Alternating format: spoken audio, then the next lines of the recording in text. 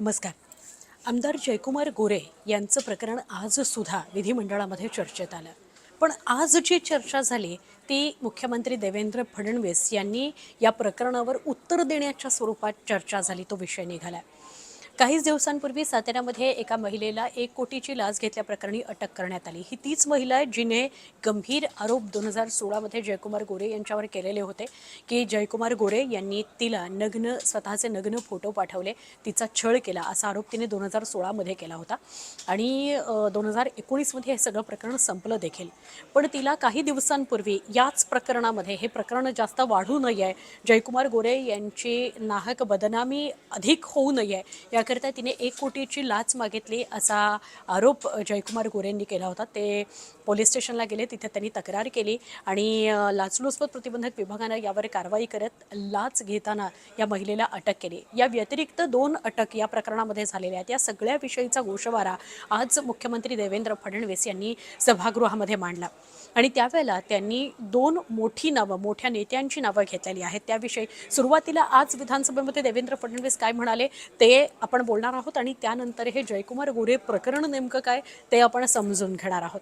सगळ्यात आधी आज विषय विधिमंडळ जेव्हा सुरू झालं, अधिवेशन जेव्हा सुरू झालं, त्याच्या दुसऱ्याच दिवशी जयकुमार गोरे यांच्या संदर्भात त्यांच्यावर हे जे आरोप 2016चे होते त्या संदर्भातली वाच्यता संजय राऊत यांनी केली आणि त्याच्या पाठोपाठ विजय वडेट्टीवार यांनी सुद्धा केली आणि त्यांनी जयकुमार गोरे यांनी मंत्रिपदाचा राजीनामा दिला पाहिजे इतक्यापर्यंत वक्तव्य केले.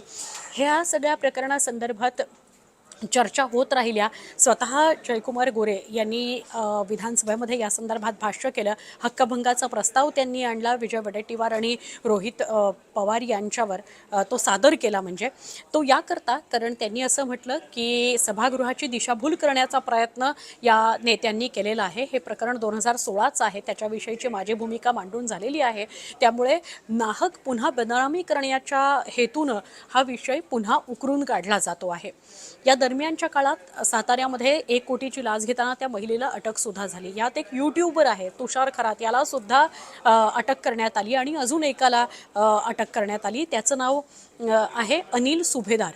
या तिघांना अटक करण्यात आलेली आहे. या प्रकरणामध्ये ताब्यात घेण्यात आलेलं आहे, त्यांची चौकशी सुरू आहे, प्रक्रियेनुसार त्यांच्यावर कारवाई होईल.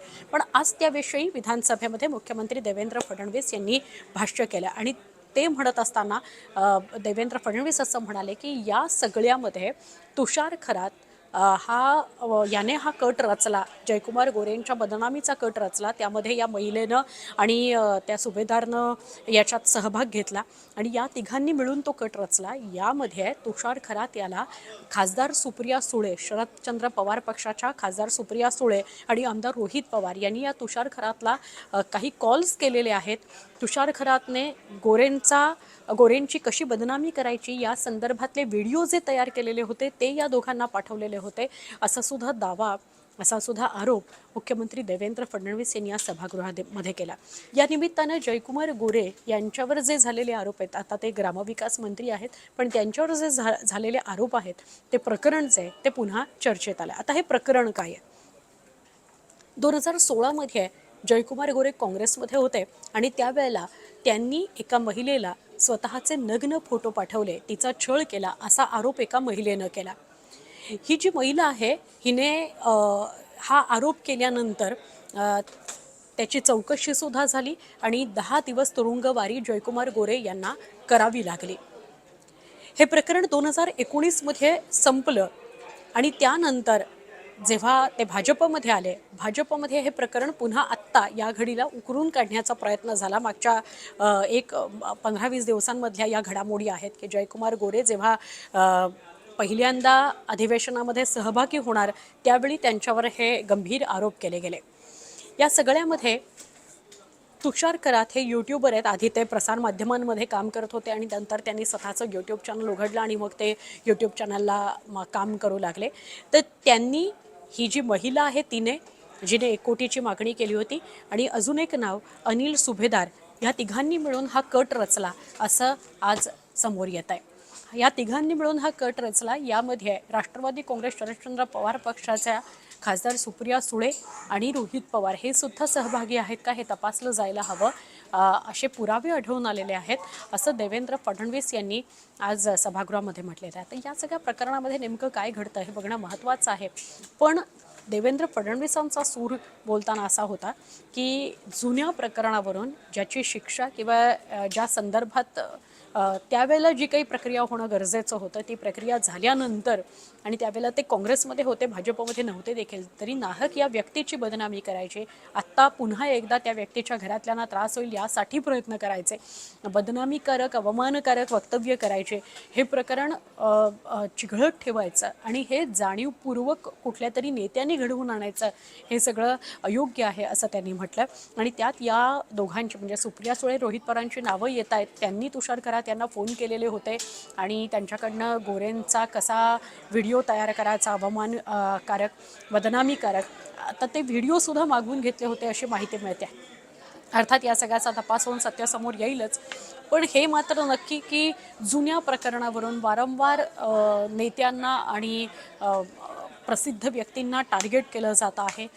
जर एखाद्या प्रकरणाचा निकाल त्यावेळी लागला असेल, त्या प्रकरणामध्ये काहीतरी गोष्टी घडल्या असल्या आणि पुढे काही वर्षांनी त्या विषयावर पुन्हा चर्चा होत असेल, तर ही दिशाभूल करण्याचा प्रयत्न आहे का सरकारचा, विरोधकांचा, यात कुणाचा हात आहे याच्याविषयी आपण भाष्य करायला नको. पण सभागृहच मुळात, विधानसभा असो विधान परिषद असो, सभागृहच मुळात यासाठी असतं की सर्वसामान्यांच्या प्रश्नांची संदर्भात तिथे चर्चा होईल, त्यावर काहीतरी तोडगा निघेल, विरोधक सत्ताधारी मिळून समाजाच्या भल्याकरता एखाद्या विषयावर भांडतील असं चित्र महाराष्ट्राला कधी बघायला मिळणार आहे.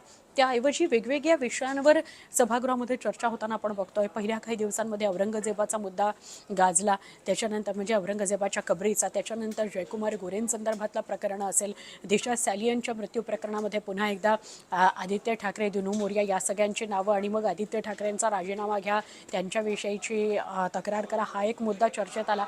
वेगवेगळे नेत्यांशी निगडित असलेले, भ्रष्टाचाराशी निगडित असलेले मुद्दे चर्चेत येत आहेत, त्यावर गदारोळ होतो, विधानसभा कधी विधान परिषद तहकूब होते. पण मूळ मुद्द्यांवर, मूळ विषयांवर चर्चा कधी होणार आणि ती चर्चा समाजहितासाठी कशी कारणीभूत ठरेल या अनुषंगानं आम्हाला कधी ऐकायला मिळणार असा सवाल जनतेमधून केला जातोय. पण आज जो देवेंद्र फडणवीस यांच्याकडून आरोप झालेला आहे जयकुमार गोरे प्रकरणात, या महिलेला 1 कोटीची लाच घेताना काही दिवसांपूर्वी सातारा पोलिसांनी अटक केलेली आहे.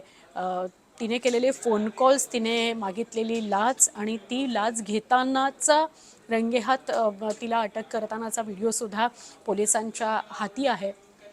आता नेमकं काय घडलं काय नाही या सगळ्या संदर्भातले सगळे पुरावे अपडेट समोर येतील. पण ही अत्यंत गंभीर बाब आहे की 2016चं हे प्रकरण, जेव्हा जयकुमार गोरे काँग्रेसमध्ये होते, आता ते भाजपमध्ये ग्रामविकास मंत्री आहेत आणि 2024ला 2025ला हे प्रकरण असं उकरून काढलं जातं आणि त्याविषयी दिवसभर सभागृहामध्ये गदारोळ होत राहतो. या आणि अशाच प्रकारचे काही महत्त्वाचे विषय आपण न्यूज 18 लोकमतवर यूट्यूबच्या माध्यमातून, फेसबुकच्या माध्यमातून, इंस्टाग्रामच्या माध्यमातून हाताळत राहणार आहोत. अजून काही महत्त्वाच्या विषयांवर जर आपल्याला जाणून घ्यायचं असेल, आपण कमेंट बॉक्समध्ये नक्की कळवा.